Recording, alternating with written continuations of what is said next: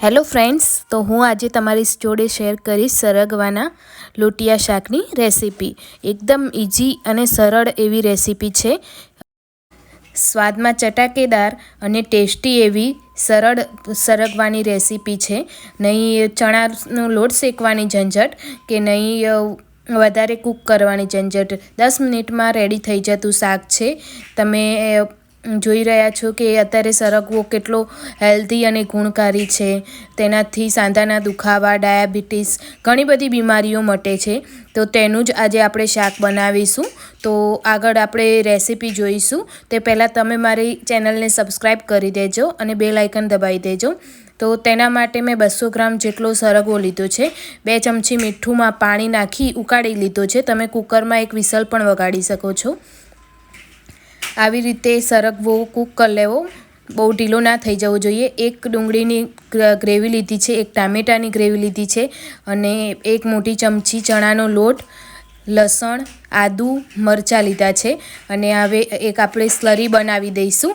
તેમાં મરચું, તીખું મરચું, કાશ્મીરી મરચું, ધાણા જીરું, હળદર, મીઠું, ખાંડ 1 ચમચી અને કિચન કિંગ મસાલો 1 ચમચી લીધો છે અને ચણાની સ્લરી બનાવી દીધી છે અને 1 ચમચી દહીં લીધું છે।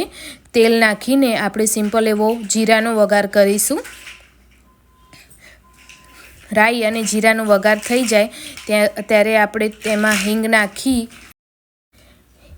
તેમાં લસણ અને મરચાં ગોલ્ડન બ્રાઉન થાય ત્યાં સુધી સાંતળવા દઈશું। પછી ડુંગળીની ગ્રેવી એડ કરીને તેલ છૂટે ના ત્યાં સુધી ચડવા દઈશું। પછી ટામેટાની ગ્રેવી એડ કરી અને ઢાંકણ ઢાંકીને આપણે તેને પાકવા દઈશું। પાકી જાય એટલે આપણે જે મસાલાની સ્લરી બનાવી હતી તે એડ કરીને 5 મિનિટ જેટલું કૂક થવા દઈશું। અને તમે જોઈ રહ્યા છો કે તેલ છૂટું પડી ગયું છે। તો આપણે એમાં સરગવાની સિંગ જે બાફીને મૂકી છે તે એડ કરી દઈશું અને સરસ એવું બધું મિક્સ કરીને પાછું 5 મિનિટ આપણે તેને કૂક થવા દઈશું। અને લાસ્ટમાં આપણે જે ચણાના લોટની સ્લરી બનાવી હતી તે એડ કરીશું, જેથી ઘાટું અને ઘટ એવું આપણું સરગવાનું લોટિયું શાક તૈયાર થાય। તમે જોઈ રહ્યા છો કે મસ્ત એવો સરગવો મસાલામાં કોટિંગ થઈ ગયું છે। અને લાસ્ટમાં આપણે દહીં એડ કરીને અને ગેસની ફ્લેમ બંધ કરીને થોડીવાર ઢાંકણ ઢાંકીને મૂકી રાખીશું અને પછી ગરમા ગરમ એવું સરગવાનું શાક રોટલી જોડે સર્વ કરીશું। જો આ શાક તમે બનાવશો તો રોટલી પણ ઓછી પડી જશે તેવી ટ્રીકથી શાક બનાવ્યું છે અને તમે જરૂરથી એકવાર આ રેસીપી ટ્રાય કરજો। એકદમ હેલ્ધી, ઇઝી અને ફાસ્ટ રેસીપી છે, તો તમે જરૂરથી એકવાર બનાવજો। થેન્ક યુ ફ્રેન્ડ્સ, આવા નવા વિડીયો માટે મળતા રહીશું।